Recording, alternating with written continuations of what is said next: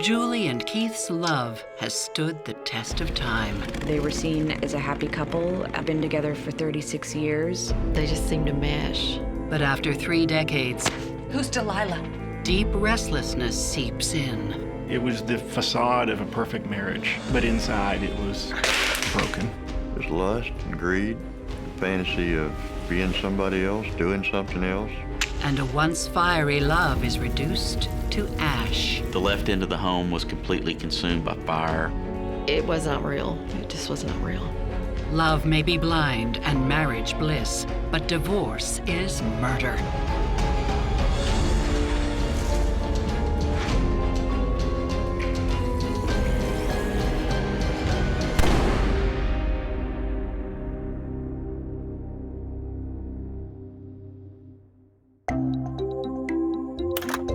Paducah, Kentucky is home to longtime couple Keith and Julie Griffith. They had been together for years and years. They were together when they were in junior high school and high school, and they got married. And so far as I recall, they didn't really have any problems. After raising 2 children during their 33-year marriage, these empty nesters are happily involved with their local church and its motorcycle group, the Faith Riders. They seemed like they just went together. They just seemed to mesh.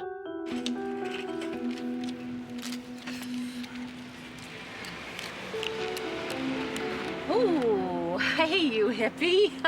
Someone needs a haircut. Yeah, I was thinking of growing it. You know, you used to love it when it was long, remember? Yeah, those days are long gone, Easy Rider. Thanks for the ride. But they've started to drift apart. I'll see you next week. Yeah. Ever since Keith retired from his job at the local water company to become a traveling salesman.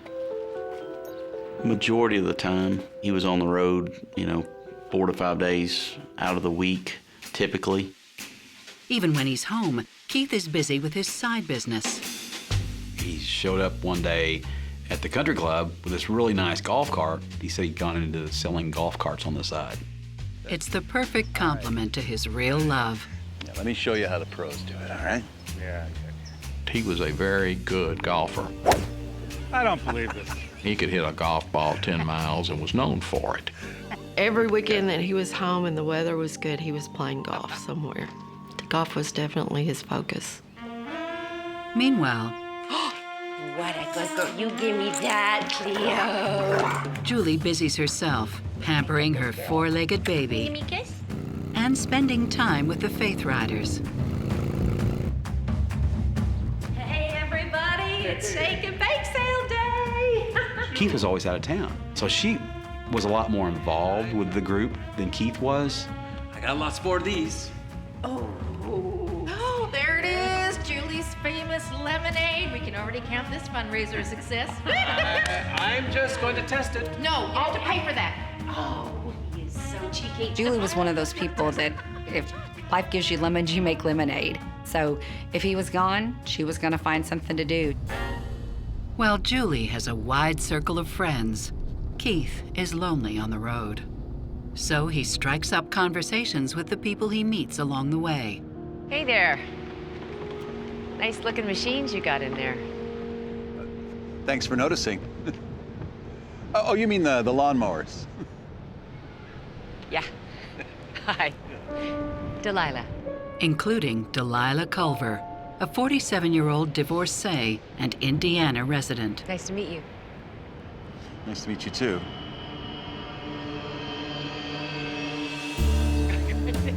Casual conversation somehow turns into dinner.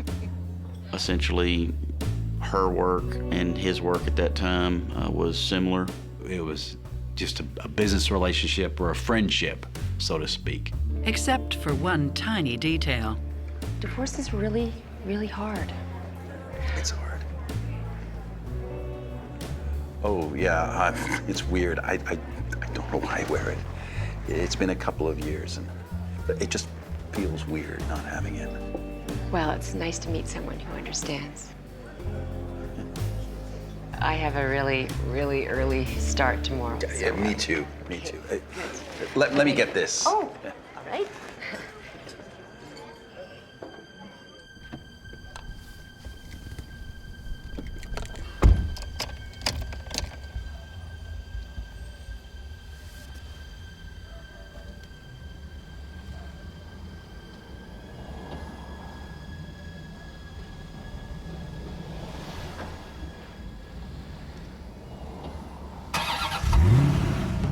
Back at home, Keith sets out to be the best husband he can be, starting with his honey-do list. Oh my gosh.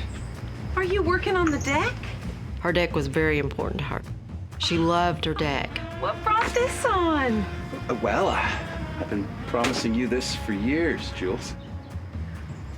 Thank you.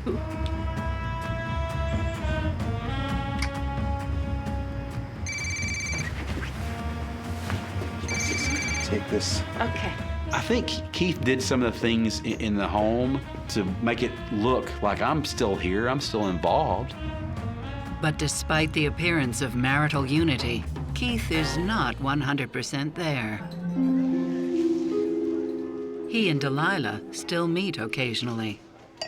They would go to restaurants, maybe go to some bars and watch sports. They kind of acted like buddies. Until Delilah's birthday. Happy birthday.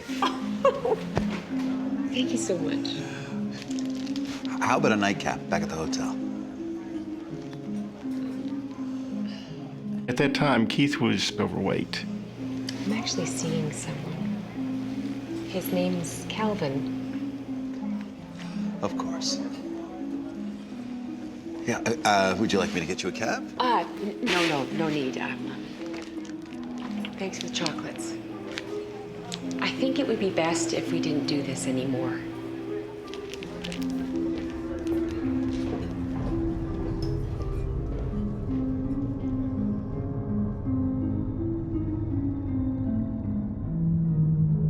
Psychotherapist Stacy Kaiser and forensic psychologist Brian Russell see trouble ahead for Keith and Julie.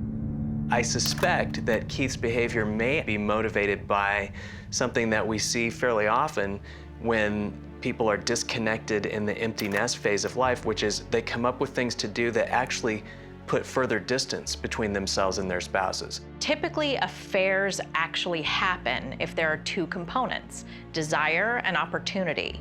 And Keith being away as a traveling salesman creates that opportunity in a higher level than he's ever had before. And so as long as the desire component is there, he's got the perfect package for betrayal. It would be one thing if Keith appeared to be sort of reevaluating how he was going to spend the remaining years of his life and whether he was with the right person, with Julie. That doesn't appear to be what he's thinking. He appears to be thinking about trying to have a relationship outside of the marriage and still keep Julie in the dark at home. And that concerns me much more, that his mind is going to a I want to have my cake and eat it too place. Despite everything, Keith and Julie celebrate 35 years of marriage with a lavish cruise to the Caribbean. Julie always wanted Keith to go. He never would go. And then suddenly they tell us that he's going on a cruise. We were really happy that they'd gone and done that and had such a good time. But once the anniversary is over, the Griffiths are further apart than ever. Keith abandons the deck project. He tore off the outside part and he just left it laying there. Keith had removed all the deck boards, the flooring from the deck, which exposed the beams. And this went on for a couple of months. You around this weekend? I don't know what's going on this weekend. What's up? Well, John said that he's not busy, and I thought that maybe you guys could work on the deck. Yeah, have some beer and some pizza and just kind of make it fun. This weekend's no good for me, okay?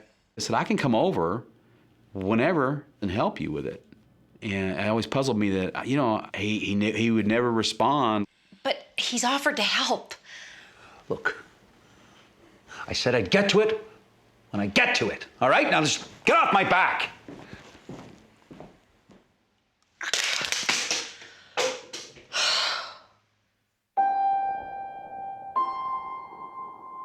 Nice and slow. Okay. Instead of renovating his home, Keith focuses on renovating himself. Oh, I'm proud. In early 2013, he has gastric bypass surgery. You're doing good.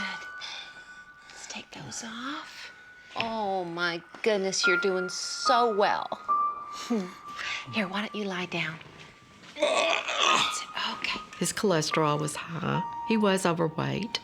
his sugar was high, and that would help all of that, which all made perfect sense. Thanks, Jules. No, of course. His recovery is quick. In mere months, he springs back light as a feather. He lost more than 100 pounds, and he was working at it. I mean, he'd get out and walk and walk and walk. I was like, wow, I mean, what a transformation. And she's like, I know, didn't he look great? You know, I'm so proud for him. But the new slim Keith is about to get caught in a web of deception that might not hold the weight of his lies. It was very obvious that he thought, hey, I look pretty good now, and I know it. Surprise. There was nothing she could do, and she knew that.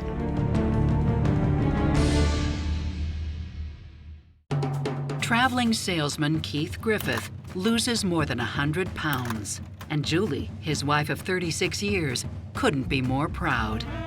But it doesn't take long for pride to turn to irritation. You can look. She can't touch. Well, not yet at least. We rarely went anywhere that someone didn't come over to him and go, Keith, is that you? I didn't recognize you. You've lost so much weight. Before the surgery, he was just a really easygoing personality. But after the surgery, not so much. He had that aura of cockiness about him after he lost the weight. What was that? What? Pathetic.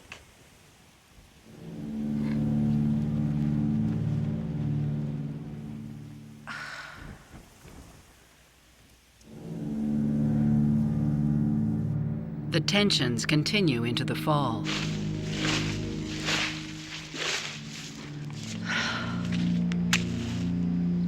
She was burning leaves, and they caught on fire. It moved into the woods quicker than she thought it was going to, and of course she was home alone. And she called Chuck Jordan. Shoot. Chuck, I was burning some leaves and the woods have caught fire. What do I do? I'm the Sunday school teacher, and I get a lot of calls from people in my Sunday school class about a lot of different things.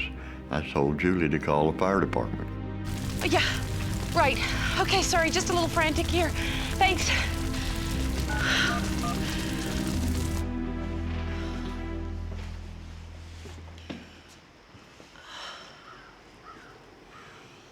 Why didn't you call me? You weren't here. I bet you called Chuck. He made that comment that he felt like he was losing Julie. Maybe it makes sense, is he was losing her to the church, to the class, to her the group of friends. That's the only thing I can come up with. Keith! Keith, talk to me! What is going on? Keith! Not now, Jules. Would you let me in? Talk to me!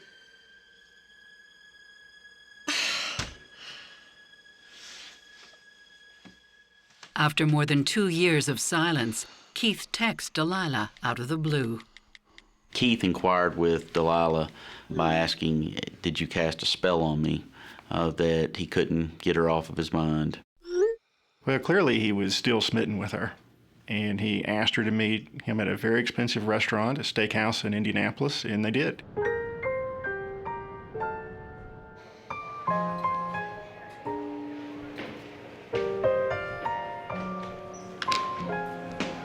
Keith, is that you?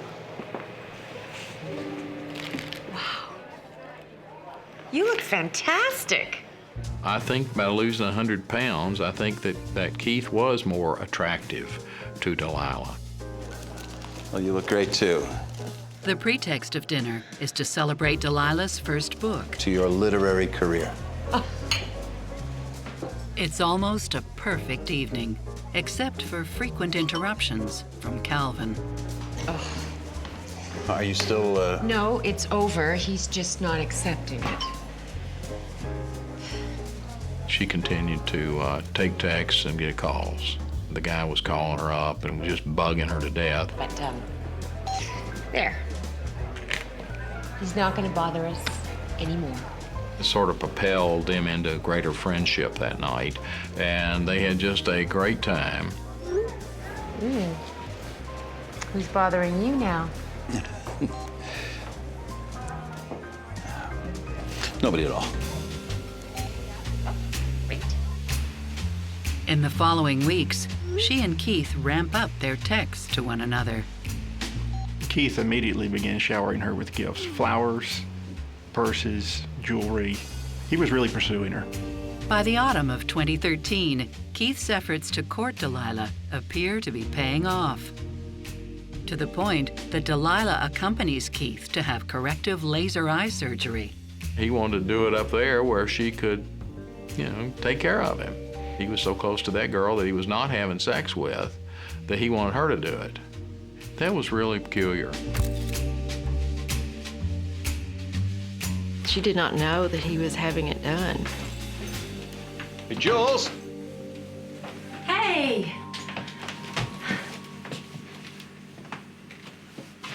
Surprise. No glasses. Wait, you got surgery? In Indiana. It's amazing. It was a complete surprise to Julie. She was aggravated, but there was nothing she could do, and she knew that. His whole head and his life was someplace else, was someone else. And shockingly, that someone else is now in the hospital. Keith rushes to Delilah's side in Indianapolis the very next day. It was Calvin.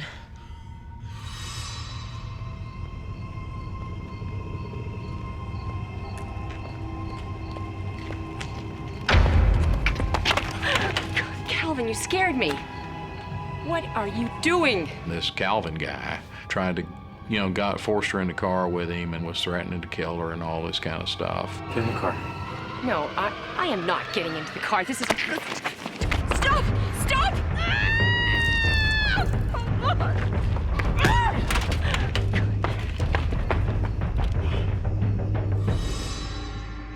I was so worried.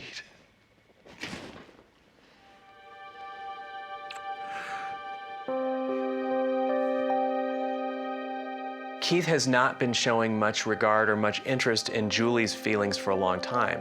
And yet, when Delilah is injured, Keith races to her side and he's being compassionate to Delilah because he wants something from Delilah. He's not being compassionate to Julie because he no longer wants anything from Julie. Whether he loves one of these women or both of these women, what's very clear to me is that he's lying to both of these women. And so that tells me that there's a level of emotional detachment. There's a level of disrespect. There are people that would minimize what's going on between Keith and Delilah. They might call it a friendship. They might call it an affair of the heart that hasn't gone anywhere. But what I see is a ton of lies and a ton of betrayal.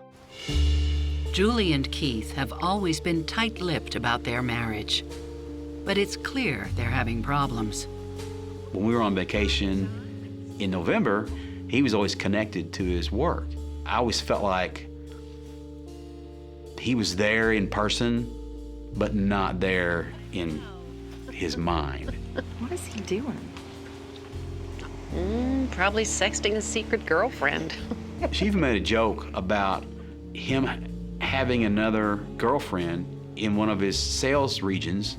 But there are other, more serious indications that something is wrong. I'm sorry, Jules.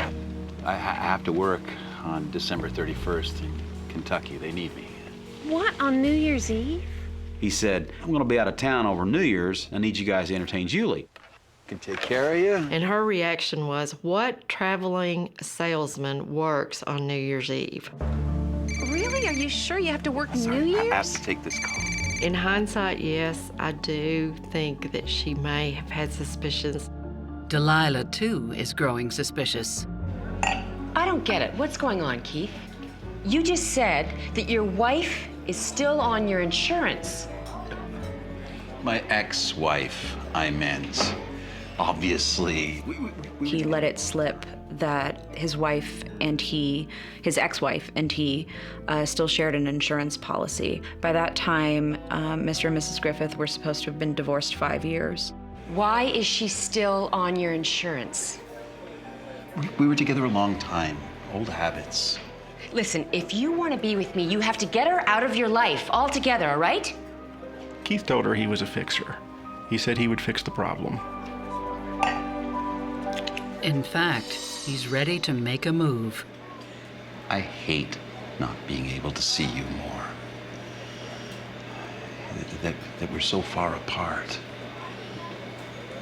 We could live in the same city. But what will be the cost of his double-barreled deceit? Like any wife would feel after 36 years of marriage, betrayed. Fix it! She would have confronted him, wondering where the money was. Julie Griffith is beginning to suspect that Keith, her husband of 36 years, may be deceiving her. But she has no idea that he's pursuing another woman named Delilah.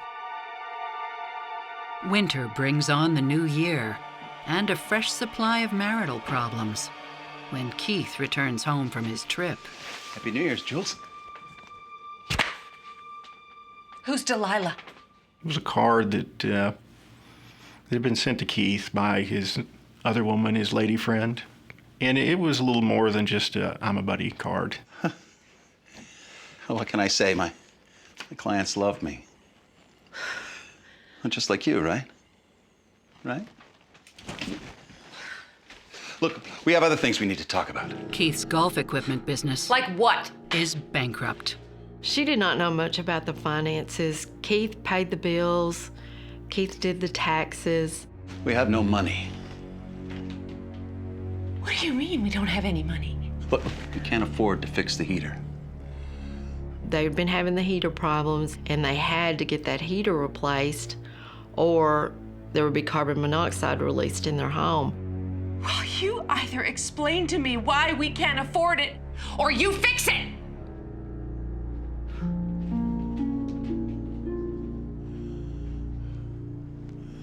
I'll fix it. Tensions aren't just running high in the Griffith household. They're running high everywhere. There were a series of burglaries, of residential burglaries in the area around the Griffiths' home. There were extra patrols in all of the areas in the Reedland area during that point in time. Despite the prowler, Keith doesn't hesitate to leave Julie at home by herself while he goes off on yet another business trip 3 hours north. There was snow and ice on the road, and he sent her a picture of what he was driving through. I think as far as Julie knew, he was on a regular sales trip. Nothing out of the ordinary. But of course, it's not an ordinary trip at all. Keith is meeting Delilah. He bought her things. He, not only gave her nice gifts, but he made car payments for her. He gave her money. Julie would have been furious if she'd have known he was giving other people money when they were struggling. That January night, Keith checks into his hotel room nearby around 9 p.m. alone. See you tomorrow, all right? You bet. Good night. At night. 220 miles away, Julie heads home from church, also alone.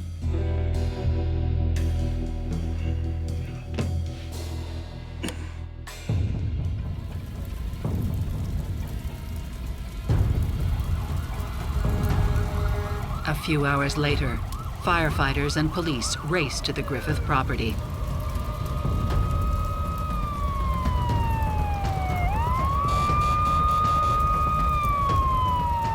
When the first responders arrived at the Griffith residence, it was a ball of fire. It was totally engulfed in flames. We had no idea if anyone was or was not inside. Hello? I received a call at approximately 3:15 in the morning from Craig County Sheriff's Department. Why? What's going on? Is she okay? Is she in there? I just prayed to God that Julie wasn't in there. Hey, I'm coming over right away. So I got dressed, got my cruiser, and drove out to the scene. In time to see the firefighters extinguish the last licks of flame. She answered?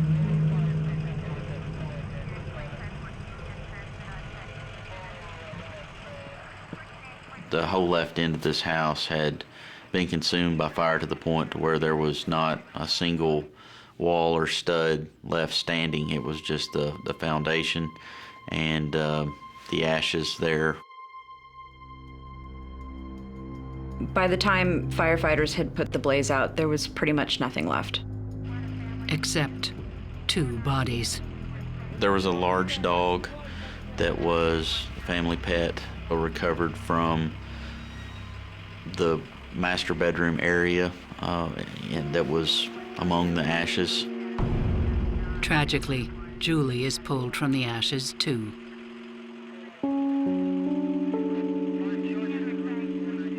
Julie was a very kind, sweet, gentle person. She was just a great lady that didn't deserve this.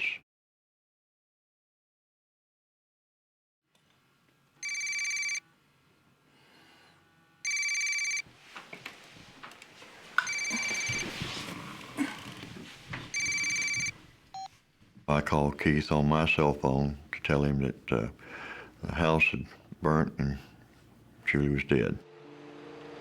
It's just over 3 hours drive from Jeffersonville to Paducah. When he pulled up to the scene of the fire in his truck, I got out of my cruiser and walked up to him, gave him a hug and told him I was sorry. Keith. Of course, my husband and I are both losing it at that point. It was an emotional state I can't describe. You know, you're always welcome to stay with us. We'd just been with her. It was not real. It just was not real. Keith has been away, and now he arrives at this horrific scene where his wife and his dog are dead, his house is destroyed. Everything that he has had for all of these years is now gone. I do think that he would be worrying what people would think about the fact that he was away when this happened. I can imagine him feeling, for whatever love he still had in his heart for Julie, a sense of loss and sadness about that, but also because he was cheating and he clearly has wanted to disengage from the marriage for a long time, I can imagine him feeling a sense of maybe some freedom and relief out of it.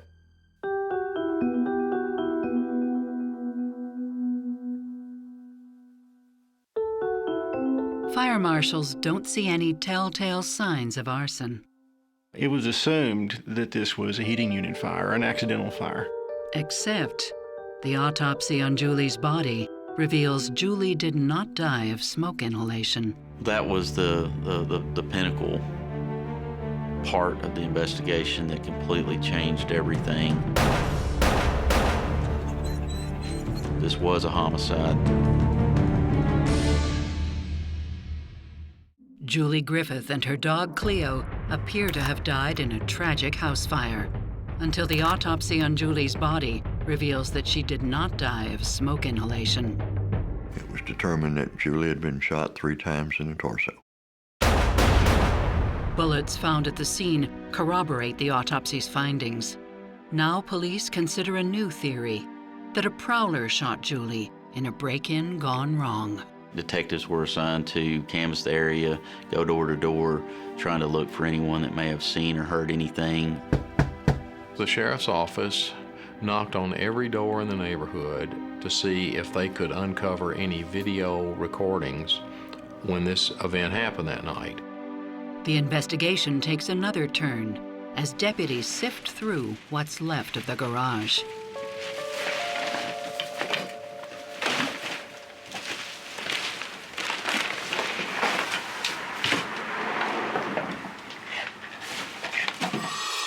They collected 20 boxes of .45 caliber ammunition from the Griffiths' garage.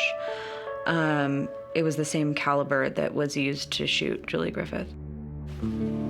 Police find several guns, but none that fire .45 caliber ammunition. It just didn't make sense that he had so many guns, so much ammunition, but the one gun that would be missing would be the same type of caliber that Julie was shot with. So what's the story with the ammunition? We didn't find a .45 caliber gun. I heard there was going to be ammunition restrictions. He was in fear that the government may institute some type of an ammunition control. What time did you say you checked into your hotel last night? 9 p.m. Indiana time. And did you go out at any time? At 11 o'clock, I went for a soda. I couldn't have been gone 30 minutes. Okay. And then I left again about 4 o'clock and just went and got a donut and a Coke. You couldn't sleep? Something bothering you?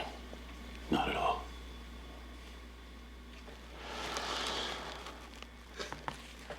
Now, one other thing. Can we see your phone? Sure.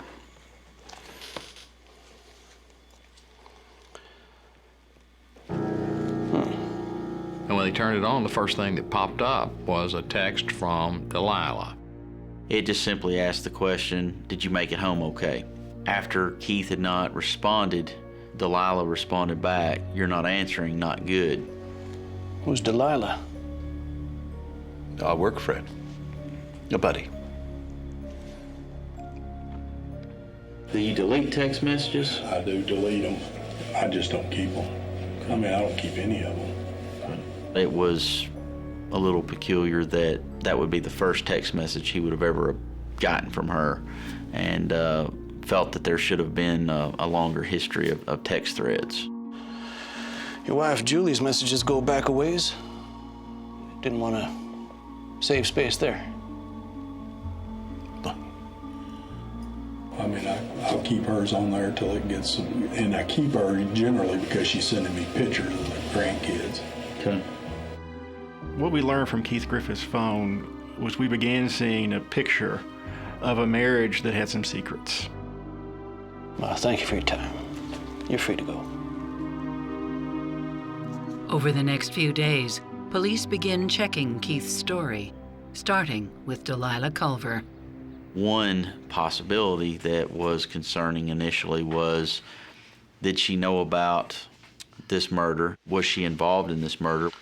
Why am I here? What's your relationship to Keith Griffith? Well, I guess you could say we're dating. Did you ever meet his wife, Julie? No, you mean his ex-wife. No, I mean his wife. The one who just died in a fire in their home. She was in shock. No, wait a minute. You're talking about Keith Griffith? Mm-hmm. She was emotionally devastated when she found out that he was married. Delilah has to be in shock right now because whatever you'd imagine is going on in your relationship is not typically something as serious and potentially dangerous as this. And so if I'm Delilah, I'm rethinking our entire relationship and wondering what I might have missed, what he might have lied about. And I also am questioning myself, wondering if I was in denial, if I should have known. I don't think Keith is probably that worried about the police finding out about the affair. I think he probably feels that whether or not he was having an affair with Delilah doesn't really prove or disprove anything about whether he was or wasn't the murderer. Police learn that Delilah did not leave Indiana that night. So she's dropped as a person of interest. But they don't stop their investigation of Keith. The detectives worked on getting a warrant to search his vehicle. One of the things found in his vehicle was he had a new insurance policy. That was really a matter of days old. And it was an insurance policy on Julie Griffith's life. There's also an older policy on her life. It was going to expire, but At the time, both policies was in place. You've got the insurance policies that are overlapping, both that would pay out a significant amount of money, not to mention the insurance on the home. Then you've got Delilah being a whole nother motive of being able to essentially start a new life in Indiana and have the financial backing to springboard that new life as a result of your insurance payouts. Keith Griffith may have motive. Yeah, I had a reservation. Keith Griffith. But he also has an alibi. Oh, look at that. 901. Thanks. Until the hotel's security footage points to a much more complicated story. You can clearly see Keith leaving the inn door. He's wearing a denim shirt that had his company logo. And then he returns 6.5 hours later, approximately, wearing a different outfit. The convenience store has no record of anyone purchasing Keith's brand of soda that night. And the donut shop wasn't even open at the time he said he was there. He stated where he was, but when law enforcement began to look into his alibi, they knew he was lying.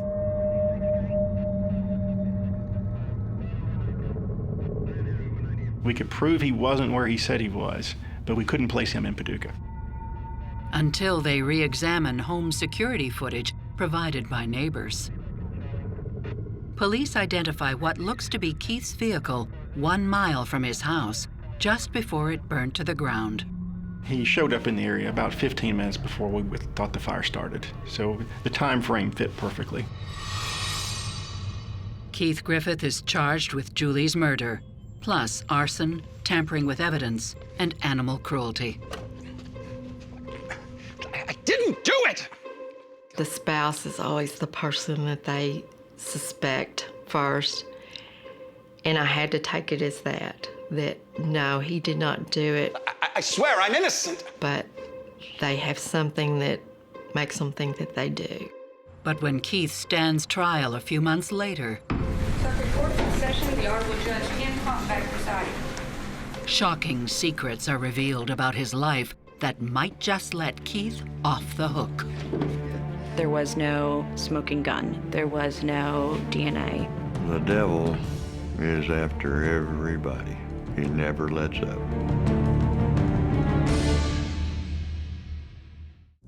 Keith Griffith stands accused of killing his wife, Julie, their dog, Cleo, and of burning down the family home.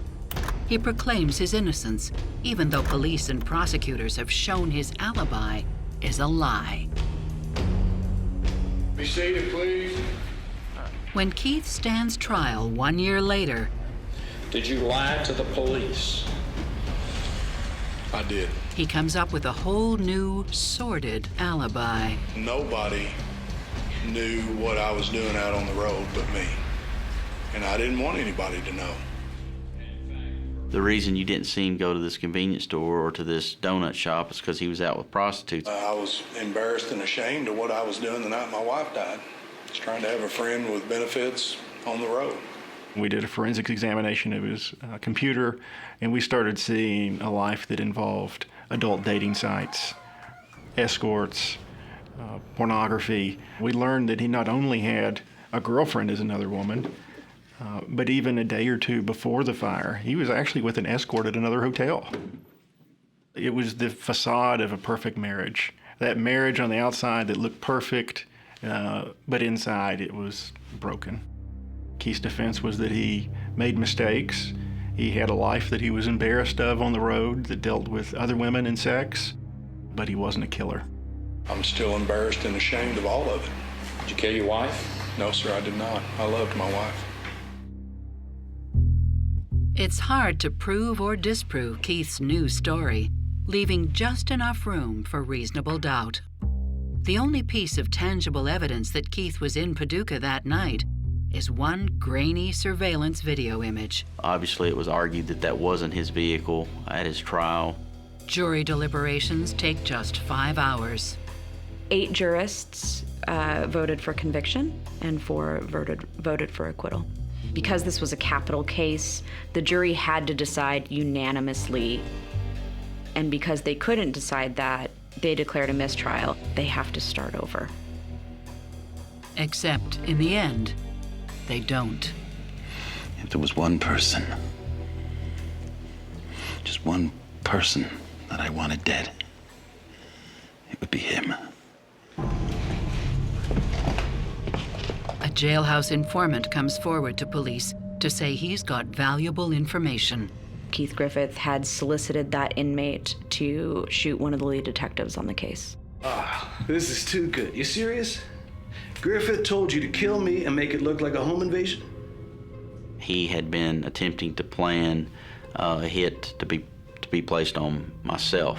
I mean, that is the craziest thing I ever heard of. Okay. Here's what we're gonna do. To verify the informant's story, police ask him to get it on tape. He agreed to wear a wire. I'm serious, man. If I can get rid of Matt Carter, I'm scot-free. And you will be a very rich man. You know, they discussed in detail what he wanted done. When we learned that Keith Griffith was actively trying to kill the lead detective, I realized that he is far more dangerous than I ever believed before. Confronted with this new hard evidence against him, Keith makes a deal. Keith Griffith agreed to plead guilty to charges of murder, first-degree arson, animal cruelty, tampering with physical evidence, and there was an added charge of solicitation to second-degree assault. Police and prosecutors finally have a clear picture of what happened on the night of January 16th, 2014. After years of racking up debts on escorts and gifts for Delilah, Keith was desperate. Keith didn't watch his money very closely, and even though he made a decent living, he was pretty impetuous. I'm sure they loved him in some of those nudie bars. Killing Julie would wipe the slate clean. He would just get rid of Julie and get with Delilah, and then everything would be good. So he sets up his alibi. I know one. Then drives back to Paducah. He arrives at the house.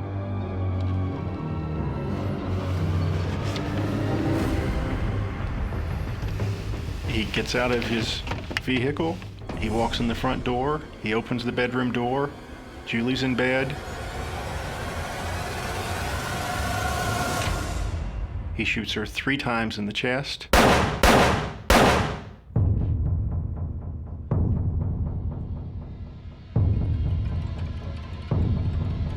Cleo. Hey, sweetie, come here.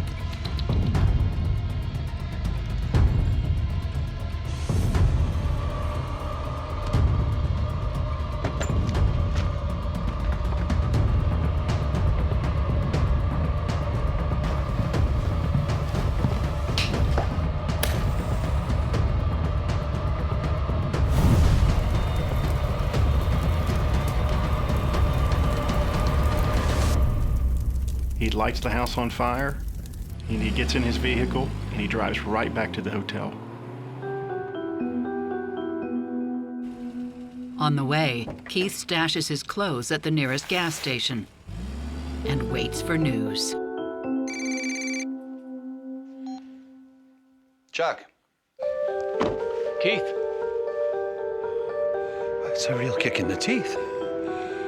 Best that I can recall, he said, this is a kick in the teeth. And I didn't see the emotion that I thought I should see from a husband that just lost his wife.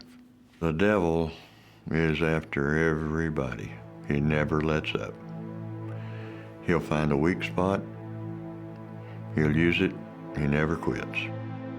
Here we're looking at a guy who was in a long-term marriage, raised children, had grandkids, held down a job, and seems to be an upstanding citizen.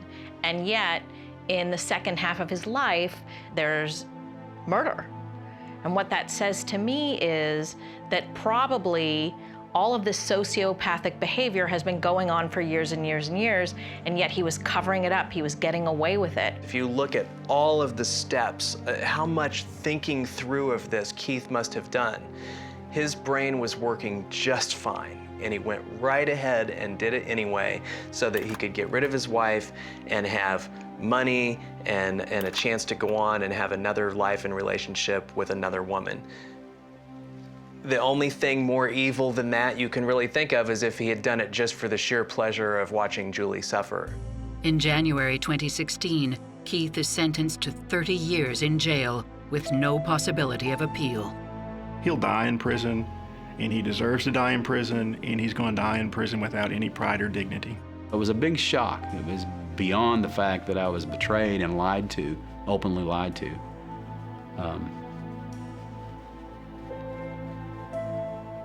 I don't know how to describe that feeling, but a little bit scary. We thought we knew Keith and Julie. We thought we knew their relationship. We thought they were a happily married couple after 36 years. I don't think Julie ever really knew who she was married to because none of us knew. He killed his wife. He killed my friend. He killed a great lady from our Sunday school class. And I miss her. We all miss her.